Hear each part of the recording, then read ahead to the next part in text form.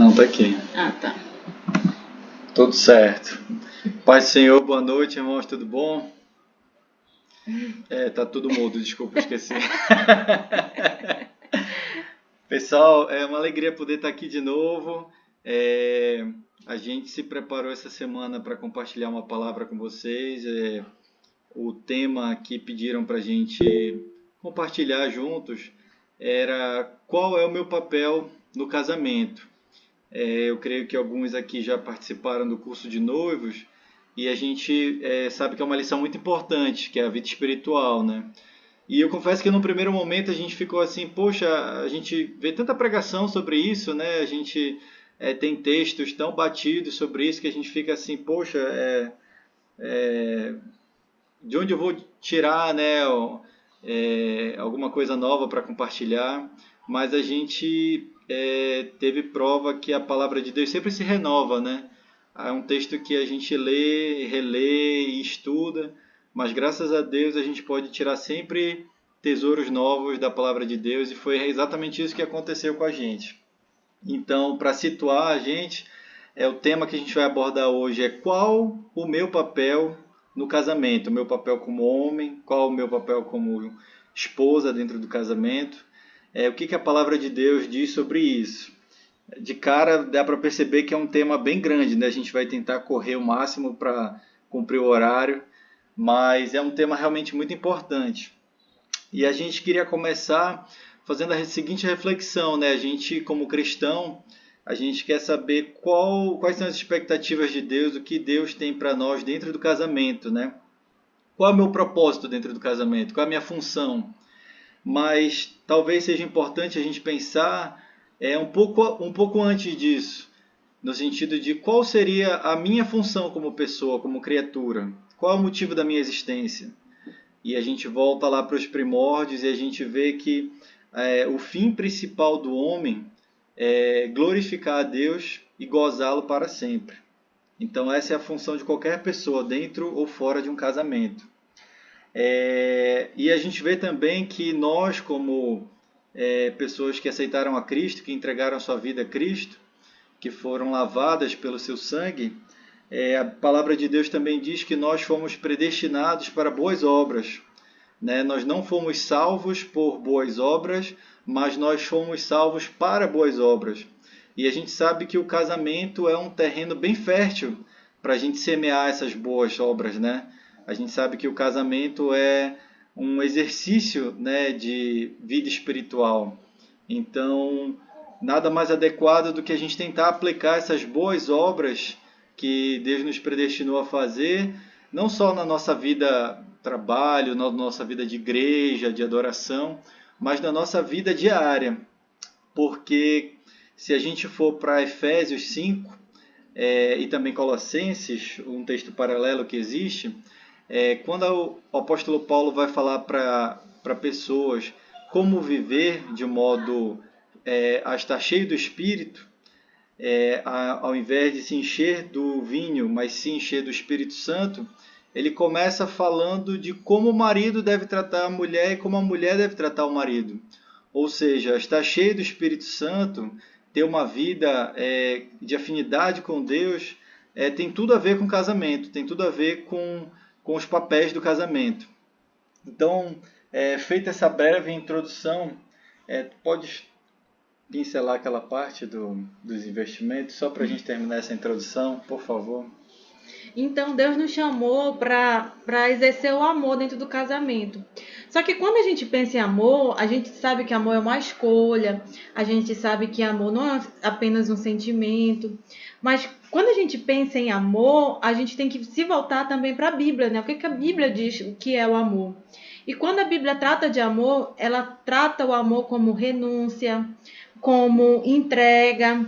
E lá em 1 João, capítulo 3, ela fala muito sobre amor, que a gente conhece quem tem amor, a gente conhece o amor de Deus por nós porque Ele entregou Cristo para morrer por nós. Então a gente não tinha nada em troca, mas mesmo assim Cristo se ofereceu por nós. E também lá em 1 João diz que A gente não deve amar apenas por palavras. É bem interessante que eu tenho um primo que ele vivia dizendo para todo mundo: eu te amo, eu te amo. Ele era super carinhoso. E o pai dele disse assim mesmo: olha, fulano, na Bíblia não tem nenhum versículo que diz que Jesus dizendo eu te amo. Mas Jesus é a figura do amor. Por quê? Porque ele demonstrou isso através das suas atitudes. Então, lá em 1 João também fala que nós não devemos amar apenas com palavras, né? Mas através de atitude. E quando a gente traz isso para o casamento, é uma coisa bem complicada, porque de forma inconsciente ou consciente, a gente casa para ser feliz, a gente casa porque a gente espera lucrar de alguma forma dentro desse relacionamento, ou porque o meu marido vai me dar uma certa estabilidade emocional, financeira, uma certa segurança. E de uma forma até que inconsciente, o casamento acaba sendo uma questão de troca e não de entrega. E aí a gente precisa voltar para aquilo que o Silas falou, que nós fomos chamados para as boas obras e para o amor dentro do casamento, para que a gente possa exercer o nosso papel de forma plena, aquilo que Deus nos chamou para glorificar o nome dele dentro do casamento. E quando essa troca não é feita de forma satisfatória, é como se fosse um investimento. Eu nunca vou comprar uma coisa, investir meu dinheiro em alguma coisa que eu sei que não vai ter lucro. E se eu começar, dentro dessa relação do casamento, se eu começar a investir muito dentro do casamento e não houver esse retorno, a minha tendência natural, pela nossa natureza pecaminosa, é deixar de investir. Cortar custos. Cortar custos. E aí isso vira um ciclo vicioso, porque eu não estou recebendo, então eu vou cortar o meu investimento, cortar os meus custos e da mesma forma ele. E isso é um perigo dentro do casamento. Fala um pouquinho mais. E lembrando também um pouco das lições do curso de noivos, isso que a Karina falou tem tudo a ver com a noção de aliança e contrato. Para quem não tem isso na memória, a gente faz uma breve explicação. O mundo diz que ele faz a gente entender que o casamento ele é um contrato. Em que sentido? Eu tenho direitos e obrigações. Então, se a Karina não cumpre com as obrigações dela dentro do casamento, eu tenho todo o direito de romper o contrato ou de não cumprir também com as minhas obrigações. Então, há essa ideia de troca. A aliança não. A aliança é a visão bíblica do casamento. A aliança diz que, independentemente do que a Karina faça ou deixe de fazer, sendo sua obrigação ou não, isso não me isenta das minhas obrigações do casamento. Traduzindo isso, independentemente se a Karina me respeita, se ela é fiel, se ela me demonstra amor, e isso em nada influencia a minha atitude com ela. Eu devo continuar amando, devo continuar sendo fiel, sendo carinhoso, independente do que ela faça. Então essa é a distinção de contrato e de aliança. E essas obrigações, ou essas funções, esses papéis, é justamente o que a gente vai entrar agora, que diz respeito ao que o que é esperado de um homem dentro do casamento e o que é esperado de uma esposa dentro do casamento. E para não ficar assim só a gente falando, lá na Bíblia diz, bora abrir a nossa Bíblia lá em Efésios capítulo 5. É bem interessante, como Silas falou lá no capítulo 5 de Efésios, ele diz que nós devemos ser imitadores, começa o texto, né, de Efésios 5 dizendo que nós devemos ser imitadores de Deus. E de que forma a gente pode imitar a Deus? Depois a gente vai entender melhor, lendo o texto, que é através desse relacionamento conjugal, onde a mulher vai refletir a igreja e o homem reflete Cristo, e isso manifesta o relacionamento de Deus com o seu povo. E depois dele falar de nós sermos imitadores, ele diz para a gente ser cheio do Espírito Santo. E de que forma a gente vai ser cheio do Espírito Santo? E aí a gente vai ler agora, lá em Efésios, capítulo 5, a partir do versículo 21. Você pode ler, amor? Posso. Até qual versículo? Até 29, né? Versículo 21. Sujeitando-vos uns aos outros no temor de Deus, vós mulheres, sujeitai-vos a vossos maridos como ao Senhor, porque o marido é o cabeça da mulher, como também Cristo é a cabeça da igreja, sendo ele próprio o salvador do corpo.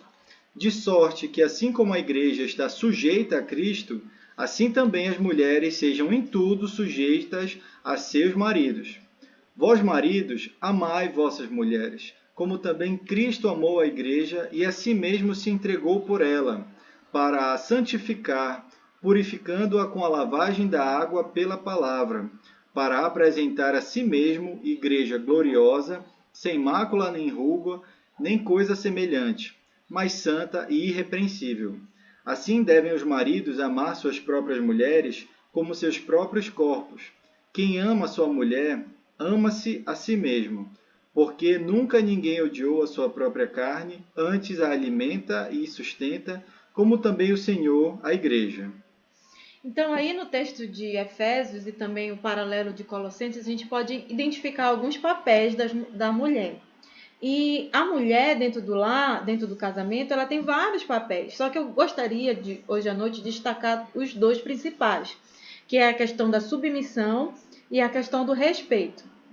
A princípio, quando a gente pensou em conversar com vocês sobre esse assunto, eu não queria muito falar sobre submissão, porque nós mulheres, principalmente, sabia que a maioria do público daqui do nossa célula são mulheres cristãs, mulheres que têm uma certa vivência cristã e também um certo conhecimento sobre essa área. Então eu comentei com o Silas e disse assim, meu amor, eu acho que eu não vou falar muito sobre submissão, porque a gente já sabe, tá? Tem uma batida, vou entrar mais na questão do respeito. E ele me alertou para a seguinte coisa. O mundo, quando se fala de submissão, ele tem bastante aversão a isso. Então, nós, como crentes, a gente precisa relembrar as verdades de Deus. E ele até usou um exemplo bem interessante. Por exemplo, se a gente falar assim, vamos falar sobre criação de filhos. Se eu falar assim para os pais, você tem que amar o seu filho, você tem que dar atenção para o seu filho. Quando o seu filho vier falar com você, você tem que prestar atenção, dedicar tempo a ele. Todo mundo aceita, tanto crente quanto descrente. Mas se eu chegar para esses mesmos pais e falar assim mesmo, olha, a Bíblia diz que tem que disciplinar o filho com vara. Aí já vamos entrar no terreno assim mais perigoso. Vira crime, né? Já vira crime. E aí ele me alertou sobre isso, sobre a questão da submissão. Então eu vou conversar rapidinho, vou falar um pouquinho sobre a submissão para a gente lembrar. Então o que é submissão? A submissão é um ato voluntário que a mulher tem de se submeter ao marido. Então não é pressão para que a mulher faça, mas a mulher ela escolhe se submeter, estar sob o controle do seu marido. Essa submissão também não tem nada a ver com opressão, não deve ser uma submissão a todos os homens, é a submissão apenas ao marido. E a submissão também, ela deve acontecer porque, como aqui a gente leu em Efésios, ela deve ser como ao Senhor. Se eu amo o Senhor e eu quero obedecê-lo, eu quero agradá-lo, eu vou fazer aquilo que ele me pede, porque eu sei que ele tem o melhor para mim. E lá em Efésios diz, mulheres, sejam submissas aos seus maridos como ao Senhor. Então, quando eu sou submissa ao meu esposo, eu não estou servindo ele, eu estou servindo ao meu Senhor, que é soberano e que sabe qual é o melhor para mim, qual é a relação harmoniosa dentro do casamento. Isso não quer dizer também que a mulher tem um serviço que é inferior ao homem. Pelo contrário, lembra que a gente falou lá no início que o casamento ele é um reflexo do relacionamento de Deus com seu povo e de Deus consigo mesmo? Assim como Deus é único e em 3 pessoas, ele faz com que o casamento sejam 2 pessoas sendo uma, e cada pessoa exerce uma função para que haja harmonia nessa relação conjugal. E o papel da mulher nessa relação é a submissão. E toda mulher sábia, isso é bem desafiador, ela encoraja o seu marido à masculinidade bíblica através da submissão. Não aborrecendo ele, olha, você tem que liderar, olha, você tem que fazer isso, olha essa luz, olha isso aquilo. Não, a mulher ela encoraja. De que forma? Deixando ele liderar, deixando ele perceber as coisas para que ele possa ter a iniciativa, buscando... deixa eu colocar aqui que me perdi. buscando a opinião do marido. Tem mulher que não quer saber a opinião do marido, às vezes eu acho que é porque ela já sabe que a opinião dele vai ser contrária à dela e ela já nem quer saber a opinião dele. Envolvendo o marido, deixando ele prover. Tem muitas mulheres que não deixam o seu marido prover porque elas recebem mais do que eles, elas gostam de estar no mercado do trabalho, deixando ele ser o líder espiritual do lar. Isso você vai encorajar a masculinidade bíblica dele e deixando ele ser o representante da família. Eu vou falar um pouquinho melhor mais sobre a questão de ser representante. Então, nós mulheres cristãs, nós mulheres que tememos a Deus e queremos agradá-lo, temos que tentar nos esforçar a ser submissas ao nosso marido. Mas isso não é fácil. E a prova disso é quando a mulher cai e Deus dá o castigo para ela, para Eva lá no Jardim do Éden. Ela diz que ela teria muitas dores e o seu desejo seria para o seu marido. Esse desejo seria muitos intérpretes acredito que é nesse sentido, que a mulher ela tem essa tendência pecaminosa de querer tomar a frente, de querer liderar, de querer tomar a liderança do marido. E nós, mulheres, temos a missão de encorajar os nossos maridos, de tornar de fazer eles se sentir necessários.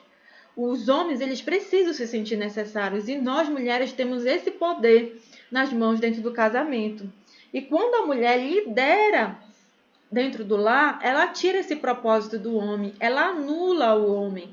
E para reverter esse quadro é muito difícil depois. Então, nós mulheres, nós temos que nos esforçar para cumprir esse mandamento do Senhor. E a segunda coisa que eu queria falar sobre o papel da mulher é a questão do respeito. Para mim, a questão do respeito é uma das partes mais difíceis. Por quê? Porque a gente, de forma natural, a gente não é mal educado com ninguém. A gente sempre tenta ser educado e ser respeitoso com as pessoas. Então, às vezes, a gente tem a tendência de achar que, como a gente trata os outros bem, a gente acha que também é respeitosos com nossos maridos. Mas, no fundo, a gente acaba desrespeitando os nossos maridos. Então, eu pontuei algumas formas da gente manifestar o nosso respeito ao nosso marido. São 10, eu vou falar rapidinho, mas se vocês quiserem anotar aí, se eu esquecer de alguma, vocês me lembram depois. Então, a primeira forma de demonstrar respeito ao nosso marido é ser uma pessoa agradável, de bom humor, uma pessoa alegre. A atmosfera do lar, ela é exercida através da mulher. Então, muitas mulheres são carrancudas, mal-humoradas, e eu falo isso porque às vezes a gente é muito influenciada pela questão hormonal e a gente quer justificar os nossos pecados através do hormônio. Ah, não, eu tô de TPM, ah, não, é isso e aquilo. E a gente acaba, pela intimidade que a gente já tem com o nosso marido, descontando todo o nosso mau humor nele. Então, uma forma de respeitar o marido é através do humor, da alegria. A outra forma de respeitar o marido é honrando os desejos dele. O seu marido ele gosta de jantar, então prepare o jantar. Dê prioridade para ele. Honre os desejos dele. Ah, eu gosto do sofá assim, eu gosto da casa assado. Tanto faz para mim, eu prefiro que tu me dê atenção. Então procure saber quais são os desejos do seu marido e honre. Outra forma, dar atenção. A gente, mulher, até coloquei mais cedo no meu Instagram sobre isso, a gente consegue fazer várias tarefas ao mesmo tempo, né? Cuidar de bebê, limpar a casa, fazer não sei o quê.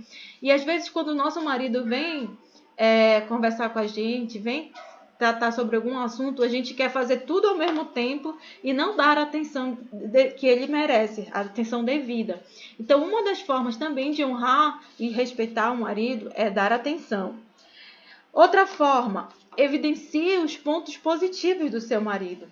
Tem mulher que é crítica demais, só sabe falar os pontos negativos do marido e não deixa claro os pontos positivos. Mesmo que seja evidente para todos os pontos positivos dele, você precisa falar quais são esses pontos. Ah, você é um bom pai, você é um marido incrível, você é cuidadoso conosco. Esta é uma forma de honrar também o marido. Mas, claro, Todo mundo tem seus defeitos. Então, quando tiver esses defeitos, coloque diante de Deus nas orações e peça para Deus transformar esses defeitos dos seus maridos. Outra coisa, não corrija o seu marido ou dê ordem a eles. Isso é uma forma de respeito que nós mulheres somos experts. Senta aqui, fulano. É uma forma de dar ordem. Outra coisa, não, para com isso, não sei o quê. Nós não somos mãe dos nossos maridos. E a gente, por esse espírito de liderança, as mulheres de forma geral, a gente acaba se tornando, tendo atitudes de mãe, querendo mandar ou dar ordem para o nosso marido, ou corrigir ele na frente dos outros, ou até mesmo quando estiver só nós dois. Outra forma de respeitar o marido é fisicamente. A mulher, ela desrespeita o marido quando ela se expõe o seu corpo, usa roupas que não são adequadas, que mostram parte do seu corpo que é próprio do marido, que pertence ao seu marido. E da mesma forma, ela não honra o seu marido quando ela não responde fisicamente a ele, as investidas físicas dele. Então, uma forma de respeitar o marido também é responder fisicamente a ele. Outra forma de respeitar o marido é mostrar confiança. Muitas mulheres não confiam no seu marido, ou então não conseguem demonstrar que tem confiança nele. Como é que eu demonstro essa confiança? Valorizando a sua opinião, consultando ele. Quando alguém vier falar, por exemplo, o papai vier, Karina, vamos para Salinas? Em vez de dizer, vamos. Não. Vamos para Salinas? Eu vou falar com o Silas, a gente vai decidir. Karina, as crianças... Não, eu vou falar com o Silas. O que tu acha disso? Eu vou perguntar a opinião do Silas. Não porque eu não tenho uma opinião, ou porque eu não possa dar minha opinião, mas é uma forma de valorizar ele e a gente entrar em acordo como casal. Então, essa é uma das formas da gente também honrar o nosso marido. Outra forma que a gente desonra o nosso marido é através da boca. É interessante que essa semana eu estava numa reunião familiar e mulheres casadas assim mais velhas estavam falando dos seus maridos. E tem um texto do Douglas Wilson sobre o casamento. Ele diz assim: se o defeito, a fraqueza, o pecado, o erro do seu marido não é grande o suficiente para você falar com um pastor ou com a polícia, então não fale. E era uma coisa super simples que essas mulheres estavam conversando. Elas estavam falando que o marido não queria ir para a igreja no domingo com medo do vírus e tal. Mas isso, elas sem perceberem, elas estavam desonrando o marido, desrespeitando os maridos. Então, nós mulheres temos que ter muito cuidado com o que a gente fala sobre os nossos maridos, sobre os seus erros, sobre os seus pecados, sobre as suas fraquezas. Outra coisa que a gente precisa também ter cuidado, e é uma forma de honrar o nosso marido, é não medir força com eles. Às vezes, numa discussão, no auge, quando o corpo está bem aquecido, às vezes a gente quer medir força e bater boca com o nosso marido. Isso é uma grande forma de desrespeito. E às vezes a gente até altera o tom de voz, né, em relação a isso. Nós mulheres somos um pouco descontroladas em relação a isso. E por último, uma forma de honrar o seu marido é admirar ele. Reconhecer as coisas que eles fazem, pequenas e grandes, a todo tempo, coisas simples, você precisa reconhecer. E ter, reconhecendo, ter contentamento e gratidão por você tê-lo como esposo. Então, uma dica bem fácil, bem simples que a gente pode fazer é estar. Porque às vezes o conflito está tão grande, a gente está tão insatisfeita, está tão difícil honrar e respeitar o nosso marido que a gente não consegue ver os pontos positivos. Então, uma dica que eu dou para, se o seu casamento estiver assim com dificuldade, faça uma listinha das coisas mais bestinhas, as coisas que vocês consideram maior de que o seu marido faz por você, os pontos positivos, as qualidades dele, as atitudes dele. Então, eu falei rapidinho para dar prosseguimento aqui do Silas. Esse é o papel da mulher. Queridos, eu não sei os homens aqui, mas eu fiquei com a impressão que nós maridos somos muito melindrosos, né? Não pode fazer isso, não pode fazer aquilo, que parece um gremlin, né? Tem que comer assim, se der banho à noite, não sei o que. Eu não fiz igual dela, ela foi mais objetiva, realmente listando, e é uma série de coisas, né? Mas, enfim, No que diz respeito ao homem, também o que eu separei, tentando ser bastante objetivo, são alguns pontos. Primeiro, como a Karina fez referência, o homem ele foi criado, ele foi identificado na Bíblia como o cabeça da esposa. O texto que a gente leu fala sobre isso. O homem, Cristo é o cabeça da igreja, assim como o homem é o cabeça da esposa. Outra coisa que a Bíblia identifica bem claramente como o papel do homem é o papel da liderança. Esse é o papel destinado ao homem. Outra coisa é o papel da provisão, que também é delegado ao homem. E por último, como referencial, né, mais importante para o homem, está nesse texto de Efésios que a gente leu, é a questão do amor. O paralelo que a Karina fez do respeito e da submissão, ele encontra lugar no amor. E eu queria tratar rapidamente sobre esses pontos. Então, primeira coisa, o que quer dizer o homem como representante, né, como cabeça da esposa? É exatamente isso que eu disse. O homem ele é identificado como um representante da esposa. Isso não quer dizer que o homem ele seja plenamente responsável pela vida da esposa. A esposa perante Deus ela responde por seus atos, por suas atitudes, mas o homem ele tem um papel de representante. Ele é um ente representativo da família. Isso implica até questões de liderança, né? Então, quando o casal precisa decidir sobre alguma coisa, é um casal falando com outro casal, ou eu e a Karina falando com os pais dela, eu e a Karina fechando alguma coisa que diz respeito à nossa família, é importante a presença e a participação do homem, porque ele é o representante, não só secularmente, mas espiritualmente. A segunda coisa que eu gostaria de ressaltar é a questão da liderança especificamente. Esse é um princípio bem básico. Deus não é um Deus de confusão. Ele escolheu fazer uma aliança, criar uma aliança entre o homem e uma mulher para se tornarem uma só carne. Só que, obviamente, isso nunca daria certo se não tivesse uma liderança.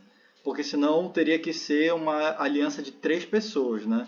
Um homem, 2 mulheres e um homem, não sei. Porque no momento que esse casal discordasse, esse casamento acabaria. Porque são 2 pessoas e não 3, ou não uma. Então, Deus estabeleceu desde o princípio uma questão de ordem. Precisa ter um líder. É uma questão de função. Como a Karina falou, não tem absolutamente nada a ver com uma questão de inferioridade, mas apenas uma questão de função. É importante a gente dizer que essa liderança ela não tem ela não tem sentido se ela não for explicada à luz do amor. Se for uma liderança como um chefe, como um político, como alguém que é eleito para representar o povo, isso não vai ter absolutamente nada a ver com a liderança que Deus escolheu, porque a liderança que o homem a liderança que o homem tem que exercer é uma liderança baseada no amor e o amor bíblico. Então, toda vez que o homem fizer menção à sua liderança, ao seu papel de liderança, ele tem que partir para o referencial bíblico, que é o referencial de Cristo. E a gente já vai chegar lá. Antes disso, eu queria pincelar só a questão da provisão. A Karina tocou rapidamente nesse ponto, é um ponto que às vezes fica mal explicado, é importante a gente ressaltar. Antes de Adão e Eva pecarem, o homem já tinha um trabalho, que era cuidar e cultivar o jardim do Éden. Então, o pecado não trouxe o trabalho. O trabalho é uma coisa anterior ao pecado. O trabalho não é maldição. A maldição que o pecado trouxe é que a terra produziria abrolhos. O que isso quer dizer? Que seria mais difícil para o homem sustentar a sua casa. Então, com o suor do seu rosto, ele comeria o seu pão. Essa maldição foi específica para o homem. Isso quer dizer que a mulher não pode trabalhar? Não quer dizer isso. Mas o que isso quer dizer? Quer dizer que a responsabilidade pela manutenção do lar é do homem. Isso não tem nada a ver com a mulher ganhar mais do que o homem. Não tem absolutamente nada a ver. Mas tem a ver com a responsabilidade do homem em prover para a família. A mulher está trabalhando porque quer, porque ela tem esse interesse ou realmente porque há essa necessidade, porque o homem não está cumprindo o seu papel. Isso é uma coisa que tem que ser questionada primeiramente pelo homem.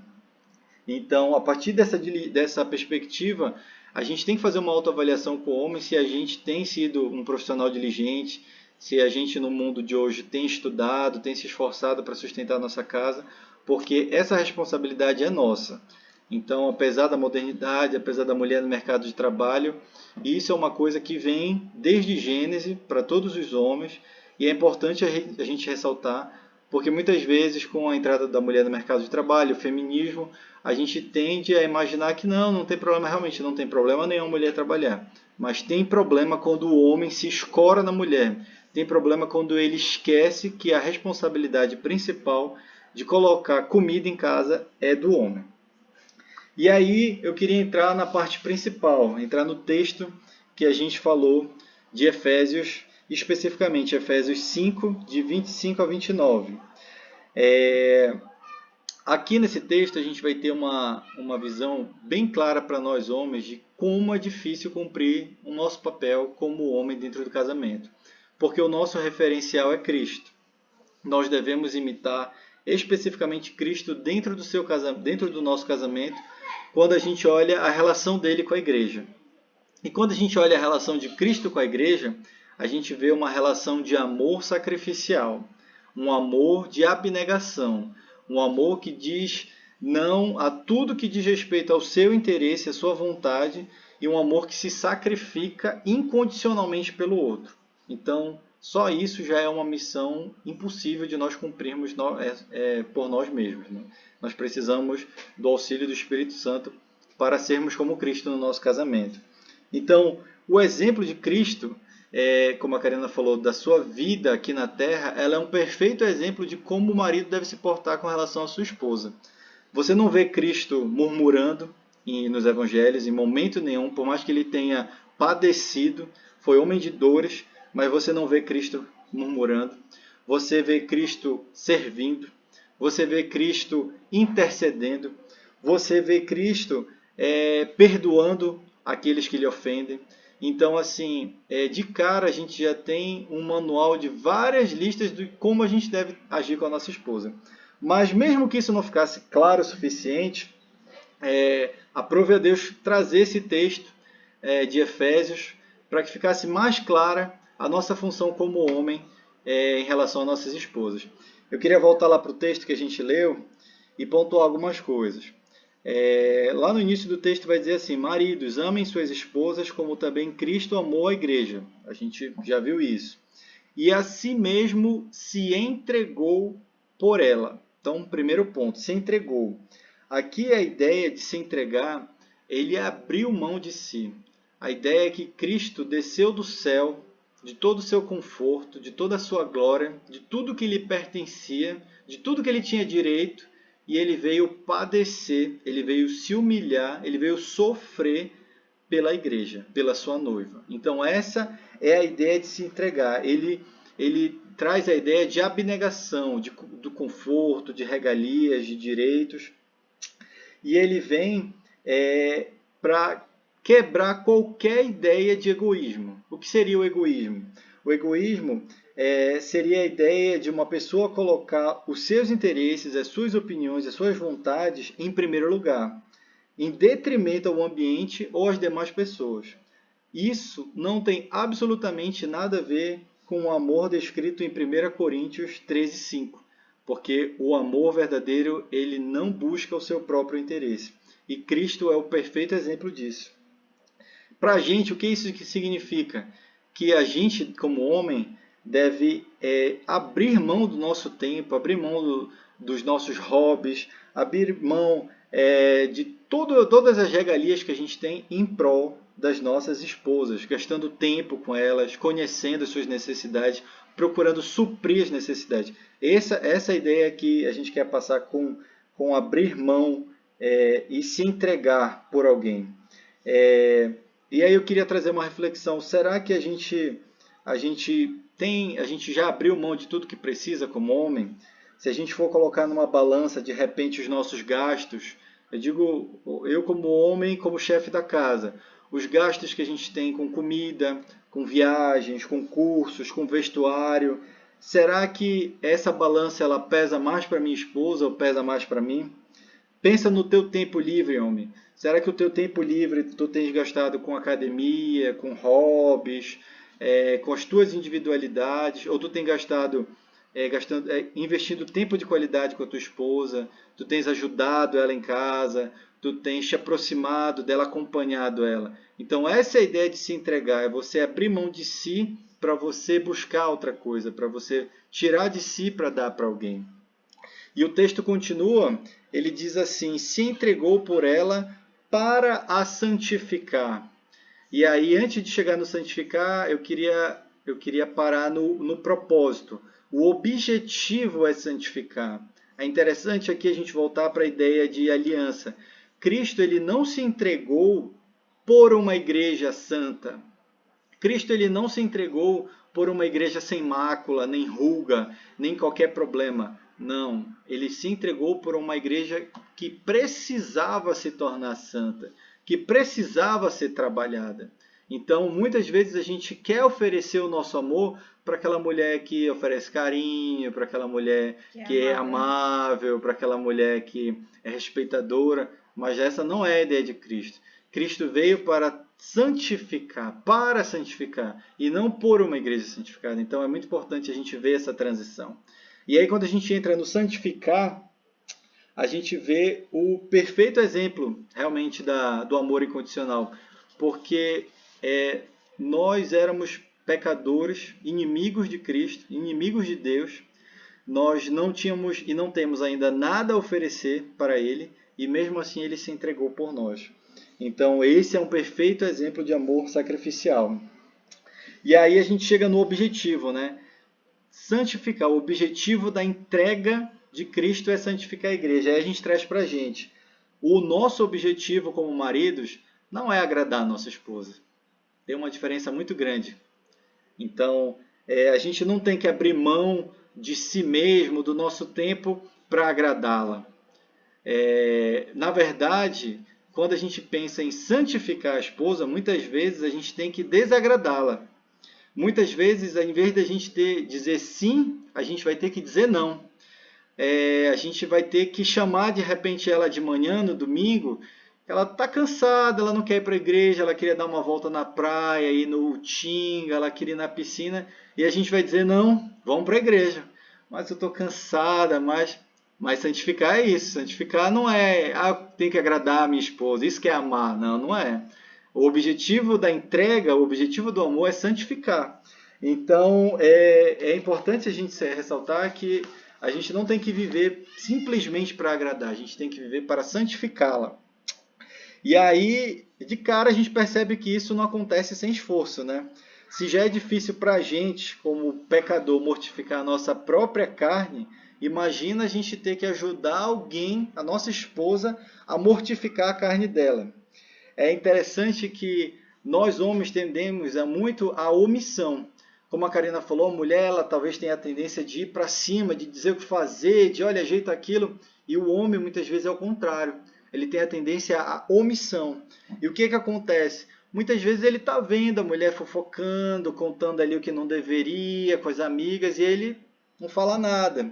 Ou de repente ele vê que ela tem ali uma amiga ou algum familiar que ela tem ali um trauma, uma ferida, alguém magoou ela, e ele fica ali, ele escuta, ele é aquele ombro, mas ele não vai lá cutucar a ferida e dizer, olha, você tem que perdoar 70 vezes 7. Ele fica quieto, ele deixa quieto. Não é comigo, né? Não é comigo, né? De repente uma vaidade, uma preocupação muito grande com a beleza, com o exterior. Ele, deixa, isso é coisa de mulher e tal, é natural. A gente tende à omissão. E isso é um trabalho muito difícil de resolver. E aí tem a outra questão, que não é só a omissão, é a comissão, é fazer. E esse também é outro trabalho muito difícil. E ele se traduz em investir no culto familiar. Varão, a responsabilidade é tua. Olha, vamos ler aqui a Bíblia, vamos fazer um cultinho toda noite. Você está esperando ela te chamar? Você está esperando alguém cutucar vocês para fazer a responsabilidade. Olha, sou eu, amor, hoje vai ter culto aqui, vamos. Eu não toco tão bem como o Kim, não canto tão bem como o Flávio, mas a gente vai fazer um cultinho, a gente vai ler, vamos orar junto, antes de dormir, quando acorda, você ora, eu oro, vamos orar junto. Como é que está a tua leitura bíblica? Você já perguntou para sua esposa se ela já leu a Bíblia toda? Que parte falta ela ler? Vocês já leram a Bíblia junto? Gente, são coisas tão básicas. São coisas assim, mas é a nossa função como homem. Essa é a nossa função, é santificar a nossa esposa. Então é aquela coisa que às vezes o casal, ninguém pergunta, eu não vou perguntar, ela também não vai responder. Mas são coisas básicas. Como é que anda o culto familiar de vocês? Como é que anda a leitura bíblica de vocês? Como é que anda a ida dos domingos? Eu já fui de manhã, não vou de noite, eu vou de noite, não vou de manhã e tal. Não, como é que anda o dia do Senhor com vocês? A responsabilidade de puxar é nossa. Mas vai ter jogo, vai passar o jogo do papão e tal. A gente tem que ser o exemplo, a gente tem que puxar. Leitura de bons livros, gente. Hoje em dia a gente tem acesso a tanto material bom. Mas eu não tenho vocação para leitura. Pois desenvolva. A missão de santificar a sua esposa é sua. Então você tem que oferecer bons livros para ela. Você tem que ler bons livros com ela. Assistir boas pregações com ela. Ver o que ela está assistindo. Isso tudo está dentro daquela palavrinha. Santificá-la. É nossa função essa também. E aí é engraçado que a gente falava isso no curso e cada vez a gente vê que é verdade. Cada vez mais a gente vê que é verdade. Nós homens tendemos a querer que as nossas esposas não mudem. Que elas sejam as mesmas esposas de que quando a gente namorava. Essa é a nossa tendência do subconsciente. E já nós mulheres queremos casar para mudar o marido, né? Para mudar o marido, né? É o diferente. Mas a Bíblia diz justamente o contrário. Nós devemos santificá-la, então nós devemos transformar a esposa. E ela não tem que se transformar sozinha. Nós somos essa ferramenta. A responsabilidade é nossa. Então, assim, pergunte à sua consciência individualmente aí. Será que a tua esposa lê mais a Bíblia hoje do que quando ela casou contigo? Ou ela tem menos tempo ainda? Será que ela é mais assídua aos domingos, a estar na casa do Senhor, agora casada com você, do que antes, quando ela era solteira? Será que ela trabalha mais na obra hoje do Senhor do que antes, quando ela não te conhecia? Será que ela já resolveu as feridas, os traumas familiares dela do que ela tinha antes? Ou ela continua com essas pendências? Isso tudo é reflexão para a gente, porque é nossa responsabilidade. A gente precisa tomar posse dessa responsabilidade. E aí Deus, para ajudar, Ele coloca ainda, ele desce mais um degrau para dizer, você precisa se entregar. Você precisa se entregar para santificá-la. E ele vai dizer mais um pouco, ele vai dizer para santificá-la através da palavra. E aí eu queria dar uma notícia para todos os homens que estão aqui, que casaram. Todos os homens aqui, quando casaram, foram promovidos a pastores. Cada um de nós é pastor de uma alma que é a sua esposa. Quando vem os filhos ainda tem... E é só um treinamento, porque rebanho. quando vier os filhos, o teu rebanho vai aumentar, exatamente. Então, assim, olha, eu não gosto de teologia, eu não tenho chamado pastoral, pois você não devia ter casado. Porque você, como marido, você é obrigado a agir como um pastor de almas. Então, o nosso papel como maridos, ele prescinde de um pastoreio. E esse pastoreio, ele tem que, claro, estar baseado na palavra de Deus, para guiar sua esposa e futuramente, né, sua família e seus filhos a Cristo. E isso, como eu falei no início, tem tudo a ver com a liderança. A liderança não é bater o pé e dizer assim, sou eu que mando. A liderança não tem nada a ver com tirania. A liderança não tem nada a ver com autoritarismo ou eu dou a palavra final. A liderança tem a ver com isso. É puxar. O líder é aquele que vai na frente, é aquele que vai abrindo o caminho e vai puxando quem não consegue vir.